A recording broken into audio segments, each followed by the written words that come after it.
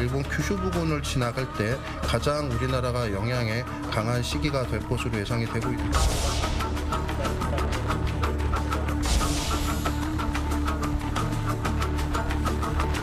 지하에 또 대피하라 하면 또 위험이 되려고 모르겠지. 지금 뭐 아직도 복구가 다 된 그건 아닌데 이래 되니까.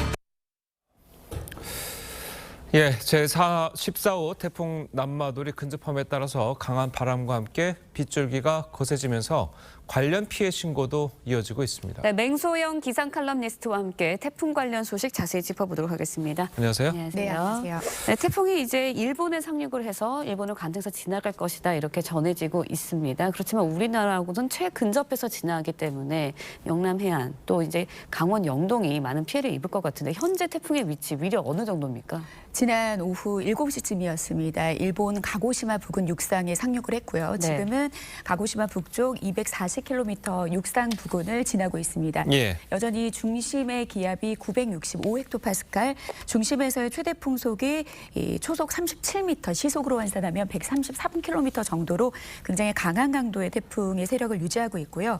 그리고 강풍의 반경이 반경만 400km라고 하면은 이 태풍의 중심에서의 초속 한 15m의 바람이 불 수 있는 직경이 800km 정도가 되는 중형급 크기의 태풍이고 지금 경남 해안 지역의 이 강풍 반경에 속하면서 지금 우리나라 지금 경남 해안 지역을 중심으로는 태풍 경보가 발효 중인 상황입니다. 예, 그러니까 지난번에 이제 태풍 흰남노도 바람 때문에 굉장히 피해를 많이 입었었는데 이번 태풍도 마찬가지인 거라는 것이죠? 맞습니다. 보통 이 태풍 같은 경우에는 바다의 뜨거운 열기와 수증기를 머금고서 몸집을 키우면서 북상을 하는 특징을 가지고 있기 때문에 강한 바람과 많은 양의 비를 동반하는 특징을 가지고 있는데 지금 강한 그 비구름대는 동쪽으로 일부 많이 빠져나간 상태입니다. 강원 영동 지역을 중심으로는 시간당 10에서 많게는 30mm 굉장히 강한 바람이 불고 있는데 이번 태풍은 이제 지난번 흰남노와는 조금 다르게 중심이 지금 일본 부근을 향해 가고 있기 때문에 많은 분들이 조금 태풍의 간접 영향권이다라고 생각을 많이 하십니다. 그런데 태풍에 영향을 미치는 지금 그 지역이 지난번 흰남노에 영향을 줬던 지역과 굉장히 많이 일치하는 부분이 있습니다. 강한 바람, 태풍은 멀리 있는데 왜 저번만큼 강하느냐. 지금 상황이 어떠냐면은 이 태풍의 경우에는 굉장히 덥고 습한 공기를 공급하지만 우리나라 북쪽 상공에서는 지난번과는 조금 다르게 차고 건조한 성격의 다른 공기가 지금 밀려오고 있습니다. 그렇기 때문에 강원 영동 지역에 지금 내리고 있는 강한 비는 태풍의 직접적인 이 강한 비와 바람보다는 이 북쪽에서 차고 건조한 공기에 대립하는 그런 어떤 불안정으로 인해서 강한 바람이 야기되고 있기 때문에 좀 태풍의 중심이 일본을 향한다고 생각을 해서 좀 경각심을 놓을 일이 아니라 지난번 흰남도와 못지와는 굉장히 못지않은 강한 세력을 가지고 있기 때문에 모두 빠져나가서 영향권에서 벗어날 때까지는 긴장의 끈을 놓으시면 안 되겠습니다. 제주와 부산에서는 벌써 이제 인명피해도 좀 있었고요. 그런 그 보도가 되고 있는데 그러다 보니까 앞으로 이제 가장 큰 피해를 좀 입지 않을까라는 우려되는 지역들도 있습니다. 어디라고 좀 보시나요? 지금입니다. 지금이고 경남 해안 지역, 지금 육상으로 태풍 경보가 내려져 있는 곳들이 지금부터 이제 오후 3시 정도까지를 생각하셔야 되는데 지난번에 기억하실는지 모르겠습니다. 제가 흰남노의 경우에는 세력이 속도가 굉장히 빠르다. 사실 이게 좀 굉장히 다행이다. 강한 세력을 가지고 있는데 빠르게 지나갈 경우에는 지금 강한 강도를 가지고 있는 그런 곳들이 사실 빨리 빠져나가면 좋은데 이번 태풍의 특징이 조금 위험하고 좀 조심 있게 살펴봐야 될 것들이 우리가 왜 운전할 때 커브를 틀 때 속도를 줄이지 않습니까? 태풍도 마찬가지로 중위권에 접근하게 되면은 방향을 틀어서 북상하던 태풍이 좀 북동쪽으로, 그러니까 동쪽으로 방향을 트는 그런 시점에 접하게 됩니다.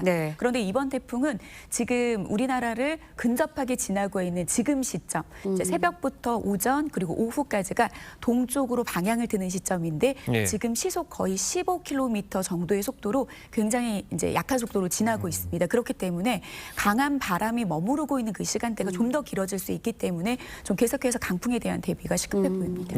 뭐 지난번에도 이제 포항 같은 경우에도 그렇게까지 피해가 올 것이라 네. 그렇게까지 많은 비가 올 것이라고는 예상을 하지 않아서 많은 피해들을 입은 것 같은데 이번 같은 경우에도 이제 포항 쪽이라든지 지금 계속 복구가 이루어지고 있지 않습니까? 네. 그쪽에 다시 피해가 간다면 이재민들이나 이제 피해를 입으신 분들이 굉장히 고통을 겪을 텐데 자, 그런 부분은 좀 어떻게 예상이 되시나요?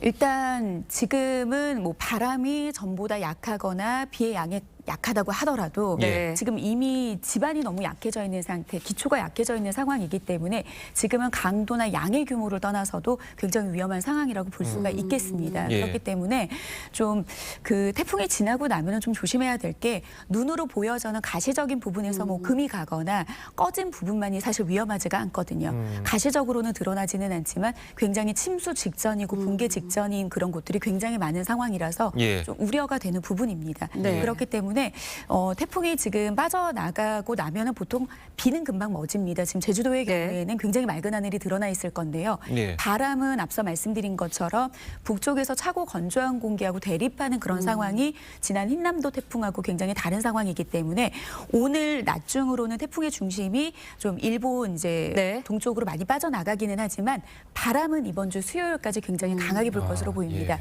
그렇기 때문에 너울성 이제 그런 해일이라든지 예. 그리고 높은 파고에 대한 해안가 범람이라든지 이런 것들은 여전히 가능성이 수요일까지는 남아있기 때문에 좀 태풍의 중심이 빠져나갔다라고 해도 추가적인 피해가 입지 않도록 계속해서 대비가 좀 필요한 시점입니다. 네, 예. 해안가에서는 철저한 대비를 하셔야 될 것 같은데 일본이 남마돌이 이제 관통을 한다고 말씀하셨잖아요. 그렇기 때문에 일본에서도 굉장히 긴장을 하고 있는 것 같습니다. 일본의 피해는 어느 정도로 예상하시나요? 일본은 거의 뭐 사흘 만에 내린 비의 총량이 1000mm가 넘을 정도로 굉장히 많은 비가 내렸고요. 그리고 아파트 공사 현장에서는 크레인이 거의 부서질 정도로 예. 굉장히 강한 바람, 그리고 인명 피해도 이 부상자가 38명 정도 날 정도, 그리고 추가로도 더 많은 아무래도 일본은 좀 고령 인구들이 좀 많기 네. 때문에 연세가 많으신 그런 분들에 대한 추가 피해는 앞으로도 좀 더 발생이 될 가능성이 좀 높은 상태이긴 합니다. 예. 일본의 경우에는 지금 특별 경보가 발령이 됐습니다. 이 특별 경보라고 하는 것은 태풍, 물론 우리나라보다 태풍이라든지 지진에 대한 어떤 재난에 대한 인식이 굉장히 높은 나라임에도 불구하고 예. 굉장히 강력한 이런 자연재해가 발생을 하기 때문에 일본에서는 2013년에 중심 기압이 930 헥토파스칼 이하로 떨어지는 태풍이 발생할 경우에는 일본은 특별 경보를 발생을 하는데요. 2013년 이후 제정 이후 2014년과 2016년 이후에 벌써 세 번째로 이런 특별 경보가 내려졌다라고 하는 거는 이번 태풍이 굉장히 막강한 과거에 경험해보지 못한 태풍이라는 거는 확실히 증명해 주는 부분이라고 생각합니다. 예, 네. 알겠습니다. 자, 지금까지 맹수현 기상칼럼니스트와 이야기 나눠봤습니다. 감사합니다. 고맙습니다.